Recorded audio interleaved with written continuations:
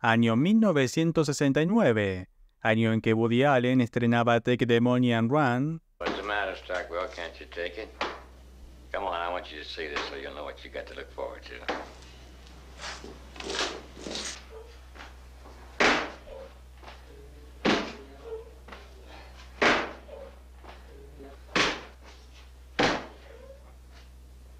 La leyenda de Godzilla continuaba en la isla de los monstruos,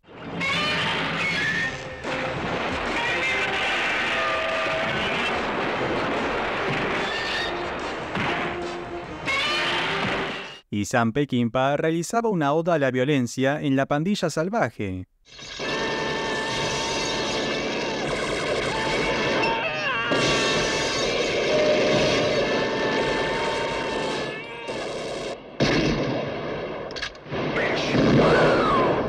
Pero también sería el año de una de las obras más representativas de su época que marcaría un antes y un después en la historia del cine. Dos amigos que en su viaje por Estados Unidos terminarían encontrándose con su lado oscuro. Dirigida por Dennis Hopper, protagonizada por Peter Fonda, el propio Hopper y Jack Nicholson, esta es la historia de cómo se hizo Easy Rider.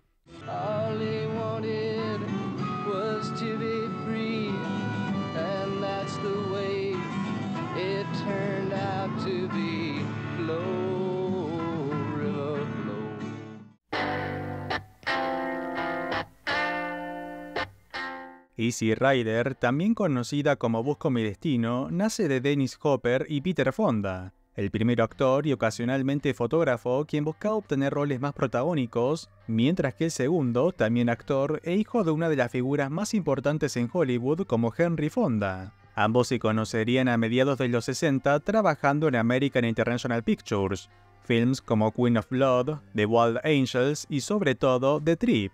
La película dirigida por Roger Corman, protagonizada por Fonda y Hopper, sería de las primeras en representar el uso de sustancias de un modo no condenatorio. El éxito de la cinta posicionaría al dúo como íconos de la contracultura, no solo por su representación en la ficción, sino además por mostrarse abiertamente en contra de la guerra de Vietnam, utilizar el pelo largo, consumir drogas y prácticamente estar en contra de lo que representa el sistema. Durante una de las giras promocionales de The Trip conocerían a Jack Valenti, presidente de la Asociación de Directores y Productores, estando a cargo de la calificación de películas, dando un discurso de cómo el sexo y las drogas habían pervertido el cine, elogiando obras como la de Disney que apelaban a todas las audiencias.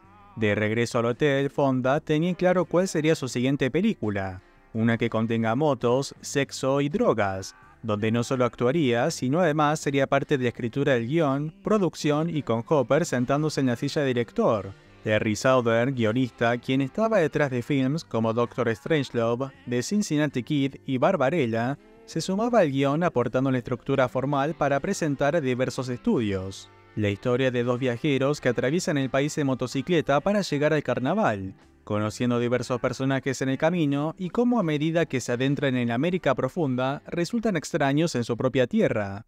Pero ¿en qué situación se encontraba Hollywood a finales de los 60?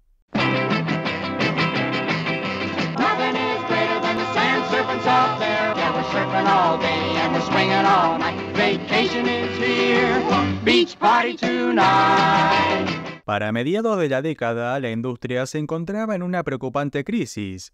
La televisión había captado parte del público adulto y las megaproducciones épicas ya no rendían tan bien en taquilla. Pero sobre todo, los grandes estudios no lograban atraer a la audiencia juvenil que no se veía representada en la gran pantalla. A diferencia de que en la música, bandas como The Doors, Rolling Stones, The Who, entre muchas más, expresaban la insatisfacción de una generación, el reflejo del cine eran comedias juveniles para toda la familia con algún número musical.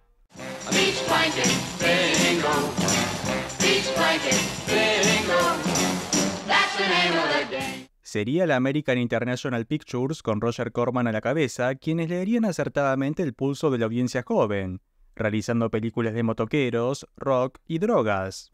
Yeah, we don't want nobody telling us what to do. We don't want nobody pushing us around. Just what is it that you want to do? We want to be free to ride our machines without being hassled by the man. And we want to get loaded. Oh, no, preach. Not children of God, but hell's angels. Es por eso que, y regresando a nuestra historia, la primera productora que se pensó fue American International, pero esta, curiosamente, se negaría. A pesar de que Hopper y Fonda tenían la bendición de Corman dentro de la productora, James H. Nicholson y Samuel Z. Arkoff, dueños de American, se negarían por el alto costo que representaba la producción, $400.000. Esta sería una de las razones por las que Corman abandonaba la productora, fundando la propia como New World Pictures, mientras que nuestros protagonistas continuaban en búsqueda de inversión. Lo encontrarían en Bob Rafelson y Bert Schneider, director y productor quienes venían de trabajar en la sitcom y película de The Monkees. A modo de prueba les dieron $40.000 para comprar equipo y filmar el Mardi Gras en Nueva Orleans, viendo si tenía lo necesario para filmar.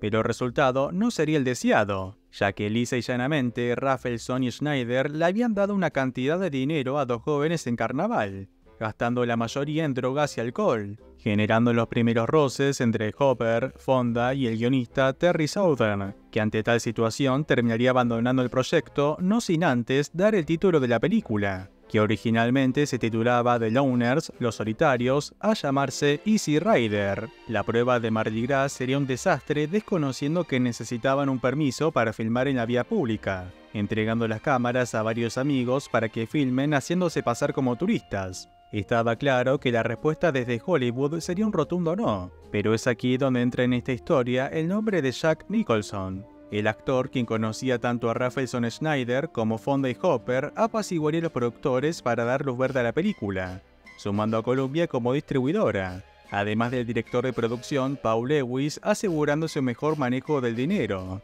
En un principio, Nicholson no estaba pensado como parte del elenco, sino que Rip Torn estaba prácticamente asegurado. Pero durante una escena de producción, Hopper, motivado por el alcohol, comenzaría a insultar a los ciudadanos del sur de Estados Unidos, diciendo que en sus viajes para buscar la locación adecuada se había cruzado con la gente más ignorante del país. Thorne, nacido en Texas, se levantaría para pelear con Hopper, siendo separado por los asistentes y abandonando el lugar para no regresar más. Sería así como por efecto rebote Nicholson se involucraba delante de cámara, dando inicio al rodaje.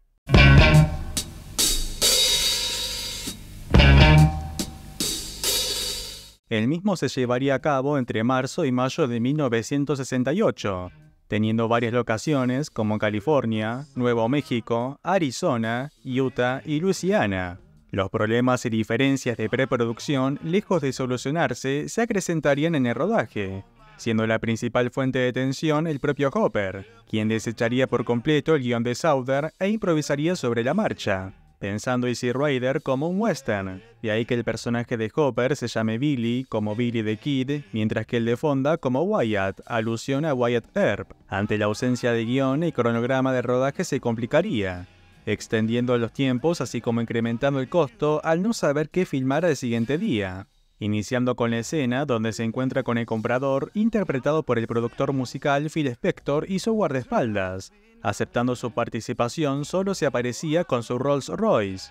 En un principio, la droga que este compraba era marihuana, pero sería sustituida por cocaína utilizando azúcar impalpable para su representación. Tras realizar el negocio de sus vidas, Wyatt y Billy se embarcarían en su viaje, iniciando una de las secuencias de créditos más icónicas en la historia del cine.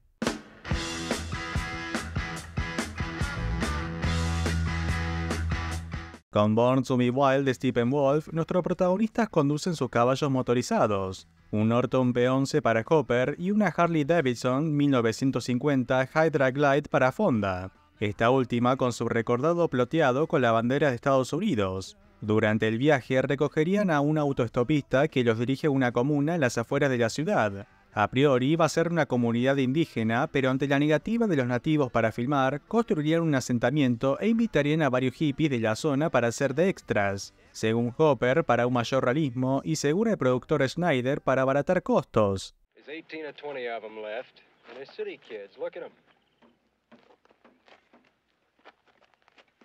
El camino lo llevaría a Franklin, Luisiana, donde de manera improvisada interrumpirían un desfile que estaba ocurriendo, ocasionando el verdadero arresto de Hopper y Fonda pagando la fianza para ser liberados. Mientras que el exterior ocurre en Luisiana, el interior en la celda será una estación de policía en Taos, Nuevo México. donde conocerían a George, el abogado interpretado por Jack Nicholson. To old D.H. Lawrence. Su personaje sería descrito para acercar a la audiencia.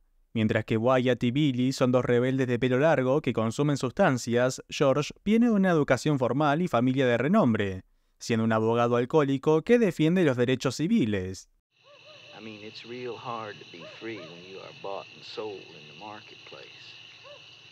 A medida que el rodaje se trasladaba cada vez más al sur, se encontrarían con cierta oposición de los locales por su apariencia hippie, aumentando la paranoia de Hopper, que se encontraba la mayor parte del tiempo bajo el efecto de las drogas, al punto de llevar consigo un revólver y gritar a viva voz que era la única persona creativa de rodaje. Solo Fonda lograba apaciguarlo diciéndole que a James Dean podría no gustarle lo que estaba haciendo, y es que Hopper veía al icónico actor como una figura espiritual, habiendo trabajado con Dean en varias películas.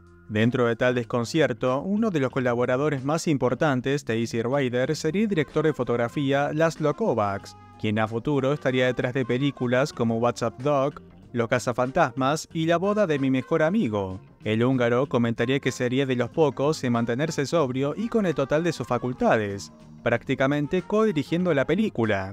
A modo de calmar la situación entre el equipo de rodaje y los locales, se tomó la particular decisión de hacerlos participar en la película, apareciendo en cámara hasta el sheriff, teniendo rienda suelta de expresar su genuino parecer sobre los viajeros.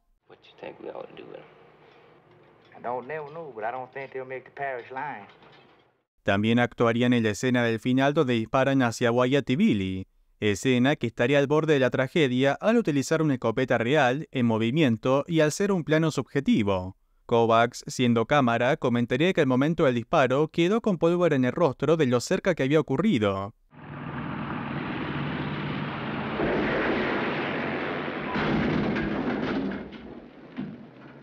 Tras 2 meses de intenso rodaje atravesando Estados Unidos, finalizaba el mismo iniciando el proceso de edición, donde Hopper agregaría el footage filmado en Nueva Orleans, que a diferencia del resto de la película, filmado en 35 mm, este se encuentra en 16. El primer corte de Easy Rider no contentaría a los productores por su extensa duración de 3 horas, tomando la decisión de desligar al director de su corte final.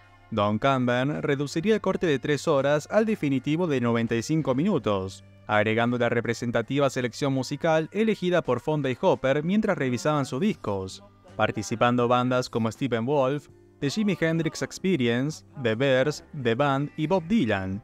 El músico Roger McGuinn compondría la balada de Easy Rider, utilizada en los créditos finales. Terminada la película, los ejecutivos no auguraban un buen futuro para la misma, considerándola demasiado artística para el mercado, enviándola al circuito de festivales para un mejor destino, desconociendo qué sería la sensación del Festival de Cannes de 1969, obteniendo Hopper el premio a Mejor Primer Trabajo. Esto convencería a Columbia de distribuirla en una mayor cantidad de salas. Easy Rider finalmente llegaba a los cines en julio de 1969, compartiendo cartelera con Érase una vez en el oeste, La pandilla salvaje y The Italian Job. De un presupuesto de $400.000, rompería todo pronóstico a recaudar 60 millones, siendo elogiada por los críticos y convertirse en un estandarte de los jóvenes. La película retrata los diversos rostros de un Estados Unidos en transición, el tradicional que supo establecerse y crecer, la juventud que cuestiona el status quo pero resulta un mero escapismo, y el Estados Unidos que no concibe lo desconocido y opta por atacarlo. Wyatt y Billy serían dos personajes que pensaron superar el sistema ignorando que este se encuentra en todas partes.